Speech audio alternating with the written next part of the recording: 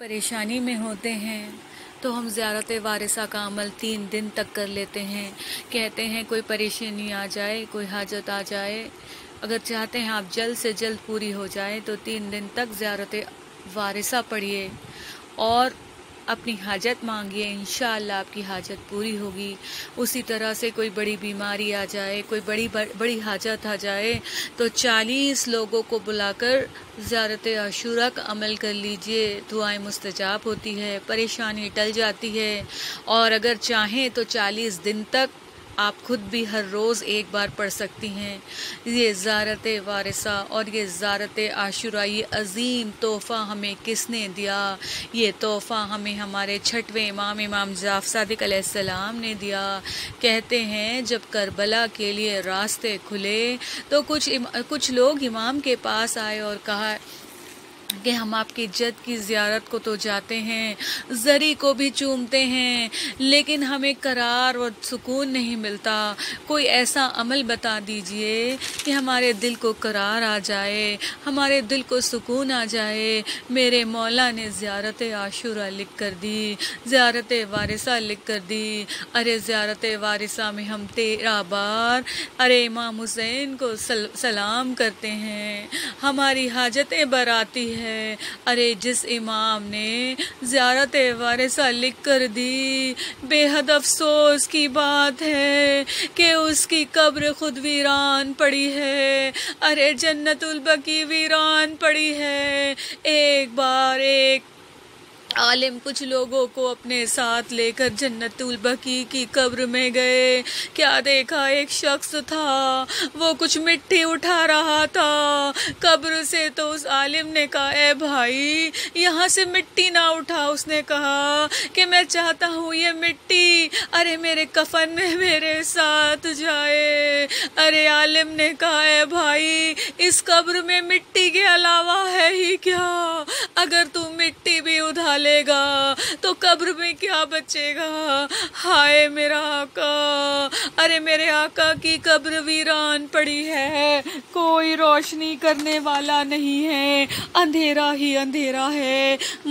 مدینہ منورہ میں اجالا ہے لیکن جنت البقیع میں اندھیرا ہے۔ ان قبروں میں کسی کو جانے نہیں دیا جاتا۔ کوئی چاہتا ہے کہ اگر 2 آنسو بہا لے تو اس کی توہین کی جاتی ہے، اور اگر کوئی چاہے کہ مولا کی زیارت پڑھ لے کہ اس کے دل کو سکون مل جائے تو اس سے کتاب تک چھین لی جاتی ہے۔ دعا کریے کہ جلدی سے جنت البقیع کی تعمیر ہو جائے، ہم جا کر وہاں زیارت پڑھ سکیں اور آپ بی کو پرسہ دے سکیں۔ کہتے ہیں 15 شوال یا 25 شوال، یہ 2 تاریخیں ہیں میرے مولا کی شہادت کی۔ منصور دمانکی نے میرے مولا کو کئی بار اپنے گھر بلایا، کئی بار دربار بلایا، کتنی دفعہ چاہا کہ مولا پہ تلوار اٹھائے۔ ایک وقت ایسا آیا کہ مولا کے گھر کو آگ لگا دی گئی، میرا مولا اپنے اہل و عیال کے ساتھ گھر میں موجود تھا۔ جیسے آگ لگی مولا نے سب کو باہر نکالا اور دوسری جگہ گئے۔ راوی کہتا ہے جب میں اگلے دن مولا کے پاس گیا تو مولا زاروں قطار رو رہے تھے۔ میں نے کہا مولا میں سمجھ گیا آپ کے اوپر بہت مظالم ڈھائے گئے، آپ کا گھر بھی جلایا گیا، مولا کس بات نے اتنا رلایا؟ کہا تجھے نہیں پتا، کل جب میرا گھر جل رہا تھا تو مجھے چلتے ہوئے خیمے یاد آ گئے۔ جب میں گھر سے نکلا تو گھر کی مستورات پورے حجاب میں تھی۔ مجھے یہ خوف تو نہ تھا کہ جب مستورات نکلے گی کوئی انہیں تماچا لگائے گا۔ جب میں باہر نکلا تو میں نے اپنے بابا کے کٹے سر کو تو نہ دیکھا، ارے جب میں باہر نکلا تو مجھے یہ ڈر نہ تھا کہ میری بیٹی کو کوئی تماچے لگائے گا۔ ارے مجھے شام غریبہ یاد آ گئی۔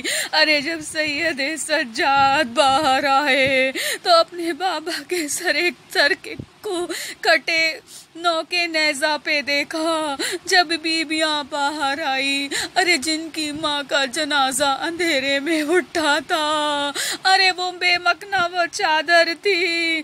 اور جب شہزادی سکینہ باہر نکلی، چاہا بابا کے سینے سے لپٹ جائے تو ظالم نے آگے بڑھ کر تماچے مارے۔ مولا میں کہوں گی آپ نے خیموں کو تو یاد کیا، لیکن ایک اور دروازہ تھا، ارے اسے بھی میں یاد دلانا چاہتی ہوں۔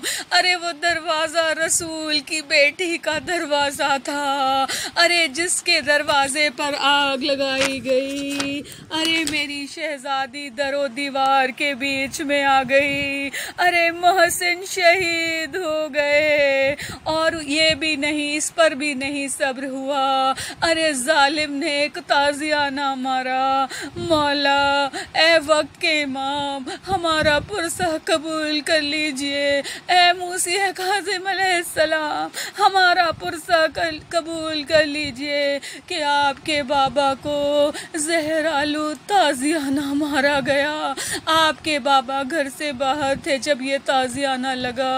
آپ کے بابا نے اپنے بیٹوں کو آواز دی، بیٹو مجھے گھر لے چلو۔ آپ کے بیٹے آئے، آپ کو گھر لے کر چلے۔ ارے ایک بیٹا اپنی گود میں آپ کا سر رکھے، وہ بار بار کہہ رہا تھا، ارے وہ کون تھا؟ ارے وہ موسیٰ کاظم علیہ السلام تھے۔ وہ بار بار کہہ رہے تھے، بابا کچھ پانی پی لیجئے، کچھ گھونٹ پی لیجئے۔